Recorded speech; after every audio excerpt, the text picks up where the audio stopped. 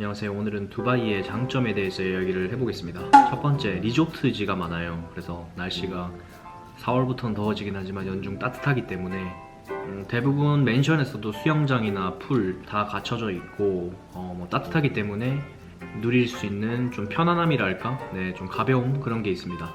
그리고 리조트지는 인공인대 잘 꾸며져 있는 편이고요. 물론 가격은 비싸긴 하지만 그래서 일을 하고 일상생활적인 부분에서는 기후, 날씨가 엄청 중요한데 따뜻한 기후가 갖춰져 있다는 것은 큰 장점 중에 하나입니다.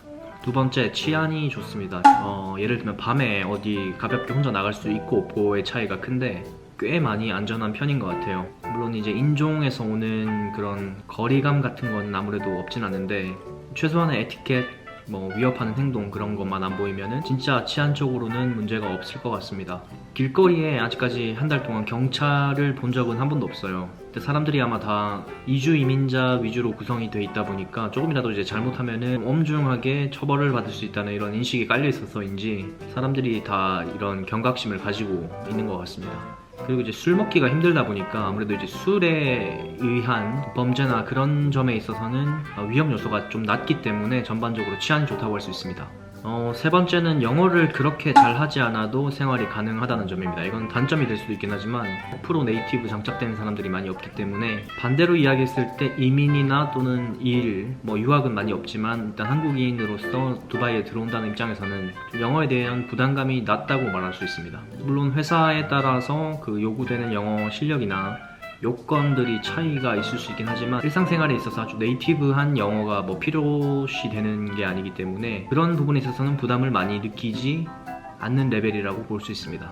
다음, 다국적인 장점이 있습니다. 제가 알기로는 싱가포르도 그렇지만 두바이도 국제 허브로서 아시아와 유럽을 잇는 곳 중에 과거 한 10년 전부터 두바이의 발전이 계속되어 왔고 지금도 역시 이제 싱가포르와 유럽의 중간 시차를 사용할 수 있는 두바이로 여전히 많은 사람이 유입이 되고 있기 때문에 물론 인구 구성비는 다르겠지만 예를 들어 이제 싱가포르에 비해서 아시안 숫자보다 아라빅, 아프리카 계열이 많다는 것 빼고는 국제적인 멜팅 팟으로서의 어떤 여건과 현실적으로 다양한 국가의 사람들을 많이 만날 수 있기 때문에 이제 생활적인 면에서 외국인 친구가 필요하다 또는 자기가 정말 관심 있는 나라가 있다라고 했을 때 친구를 사귀기가 굉장히 용이합니다.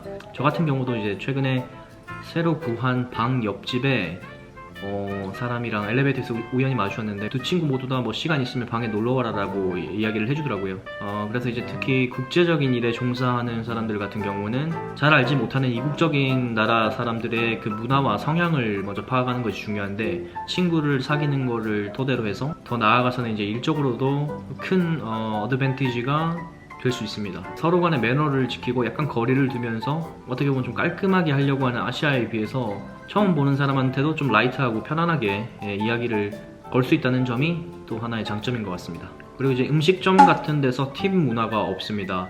미국 같은 경우는 자기가 만족한 예를 들면 서비스나 음식에 대해서 팁을 주는 것이 일반적인 문화라고 알고 있는데 두바이는 크게 팁을 요구하거나 일부 서비스 처지가 빠져 있어서 팁을 달라고 하는 경우 빼고는 팁을 주세요 이렇게 한 적은 단 한 번도 없습니다.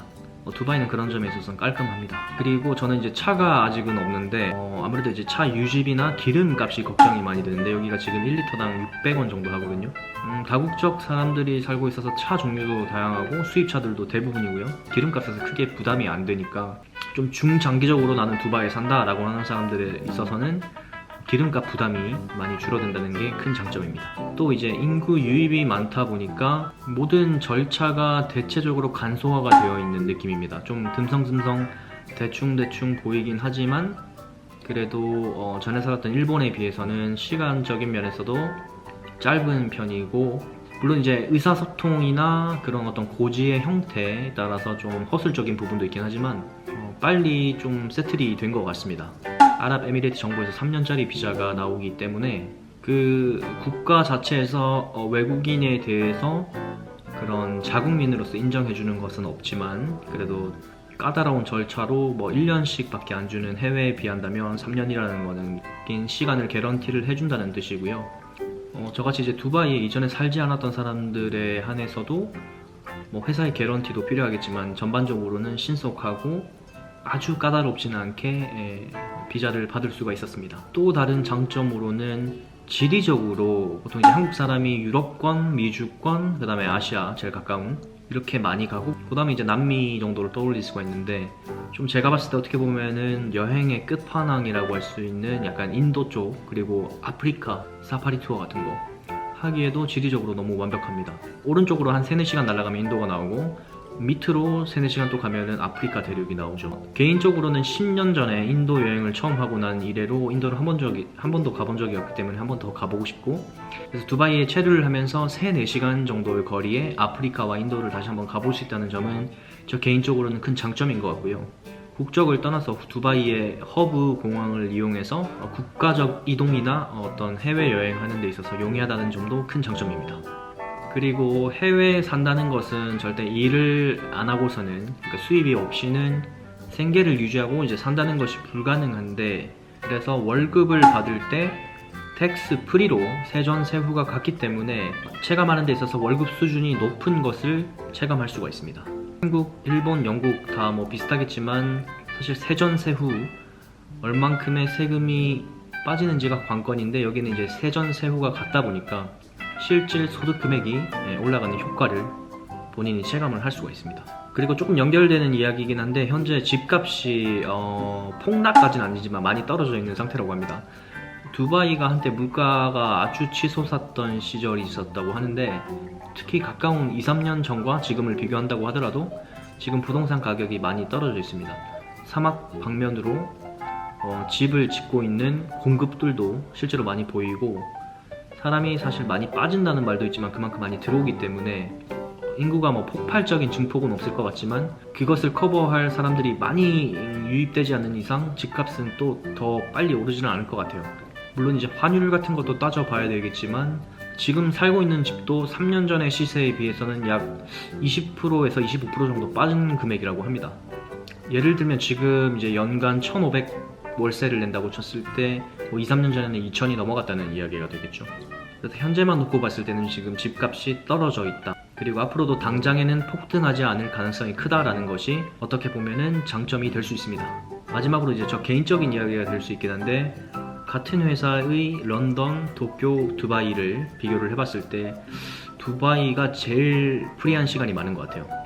저희 업계에서 런던도 대부분의 타 국가들에서 런던 시차를 맞추기 때문에 그렇게 오버타임을 하진 않지만, 전에 있었던 도쿄 브랜치랑 비교를 했을 때 두바이 브랜치는 엄청 자기 시간이 많습니다. 9 to 6이긴 한데 뭐 유연하게 뭐 10 to 5로 해서 나머지를 집에서 처리한다든지 뭐 그런 게 충분히 납득이 되고 자연스럽게 가능한 워킹 환경이라서, 이제 어떻게 보면은 시간을 능률적으로 사용할 수가 있고, 그 이후에 저녁에 자기 시간을 아주 잘 개발할 수 있는 그런 환경적인 여건이 되어 있기 때문에, 이게 또 쉽게 다른 나라에서 이런 게 될까 싶을 정도로 두바이에서는 이러한 장점을 또 잘 살릴 수 있는 여건이 된다고 생각을 합니다.